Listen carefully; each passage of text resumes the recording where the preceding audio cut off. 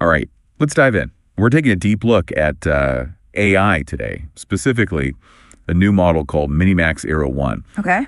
And our source material is a technical report directly from MiniMax themselves. And it goes into all the detail about how they created it and all of its capabilities. So get ready to go deep on this one. Yeah, this MiniMax-01, it's not just trying to play catch up with those big AI models out there. Like GPT-4 and Claude. You know, they're aiming to kind of like jump ahead of them, but in a really specific way by having a much larger context window. Now, when someone says context window, what does that actually mean? So in simple terms, it means the AI can process a lot more information all at once. Okay. Much more. Gotcha. So think about it like this. Imagine you're trying to understand something really complex, but you can only read like a couple sentences at a time. Right. You're going to miss the bigger picture, right? You'd have no context. Exactly. And that's where a larger context window comes in.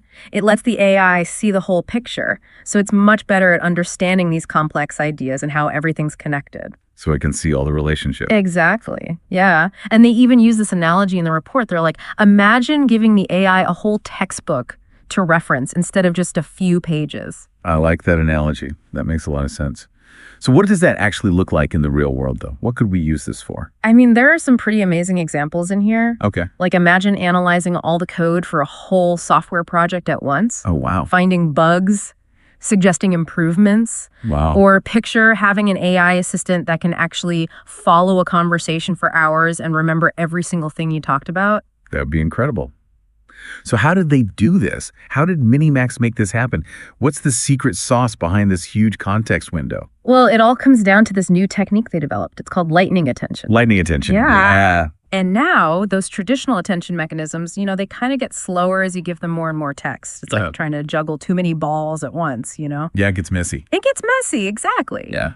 But lightning attention stays super fast and efficient even when you've got mountains of data. So they must have tested this against other attention mechanisms out there, right? Oh, yeah, for sure. They compared it to a bunch of other methods, including one called flash attention 2. Okay. That one's pretty popular. And you know what? Lightning attention, it consistently came out on top, especially with those super long text sequences. Okay. But it gets even more impressive. MiniMax-01, it's not just fast, it's absolutely massive. Okay. We're talking 456 billion parameters. What? Which is basically a measure of how complex it is and how much it can learn. Yeah, my head's spinning a little bit. How do you even manage something that big? Well, they use this technique called mixture of experts, or MOE. Right. It's kind of like having a whole team of specialized experts, each one with their own unique area of knowledge. Instead of one giant AI brain trying to do everything, you've got this group of smaller, more focused brains all working together. So it's kind of like, you know, having a brain surgeon, Yeah. a rocket scientist, and a master chef, all ready to tackle different parts of a problem. Exactly. That's a great way to think about it. And you know, this approach, it lets MiniMax-01 be super efficient because only the experts that are relevant to a specific task get called up. Okay. But combining MOE with lightning attention, it wasn't a walk in the park. I bet. The MiniMax team had to completely rethink how they trained and ran the whole model. I can only imagine. They ran into some really tough technical challenges like routing collapse. Okay. That's basically when certain experts get totally overloaded with work while others are just sitting there doing nothing. Oh, so it's like a traffic jam inside the model. Exactly. A traffic jam in the AI. Yeah. So how did they solve that? Well, they came up with some seriously clever solutions.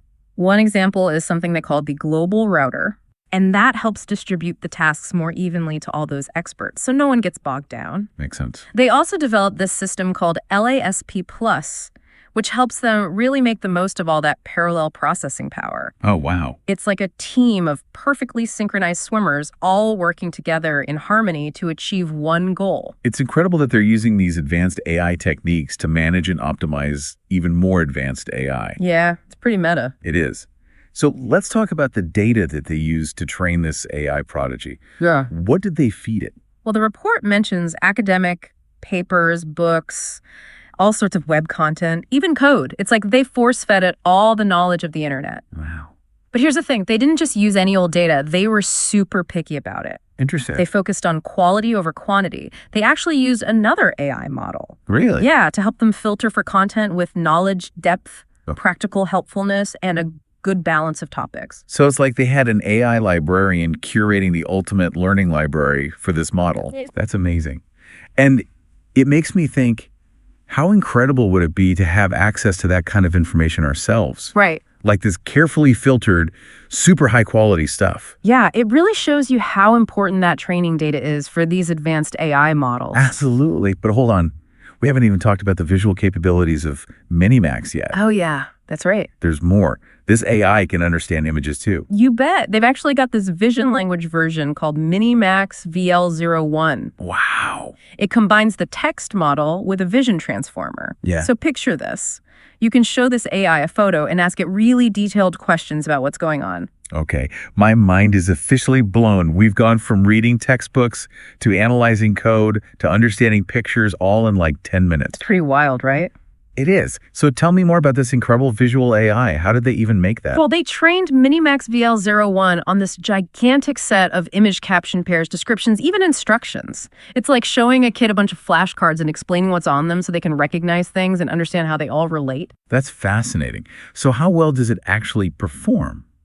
Can it really understand what's going on in an image? They put it through a bunch of tests, and the results are honestly astonishing. Okay. But you know what? Maybe we should quickly recap everything we've learned so far before we get into all that. Yeah, good idea. We've covered a lot of ground already, and it's all pretty groundbreaking stuff. Yeah.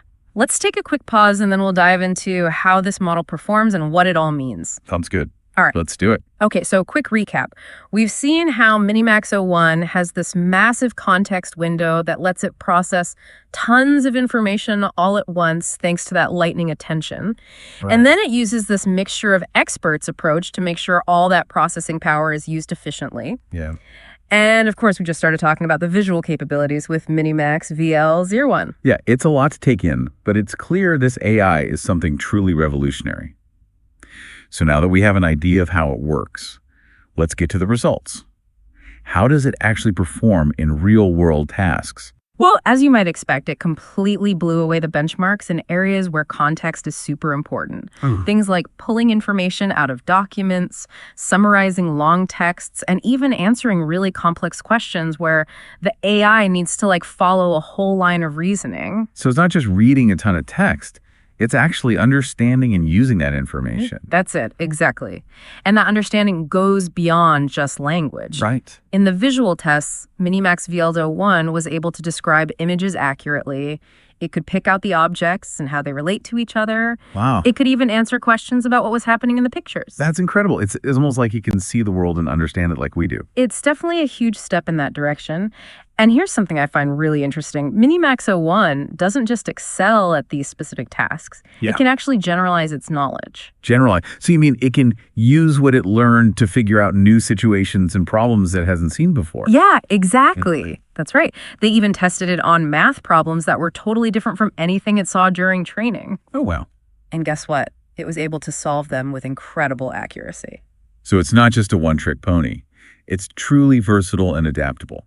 It can take on all kinds of challenges. Exactly. And that adaptability is going to be key if we want AI to be a really useful tool across all sorts of fields. Right. From scientific research to creative stuff. Absolutely.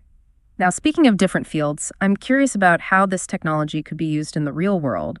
The report mentions that MiniMax-01 is going to be open source. Right.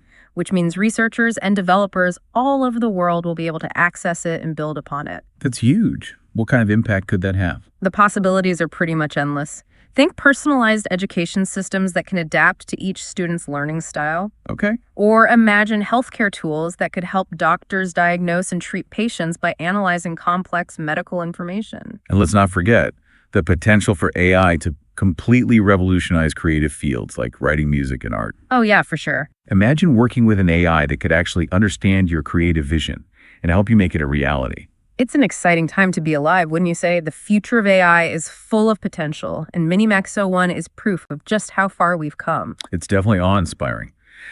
But I have to ask about the potential downsides, too. Sure. We hear a lot about AI becoming too powerful, too autonomous. Are there any risks that come with this level of AI capability?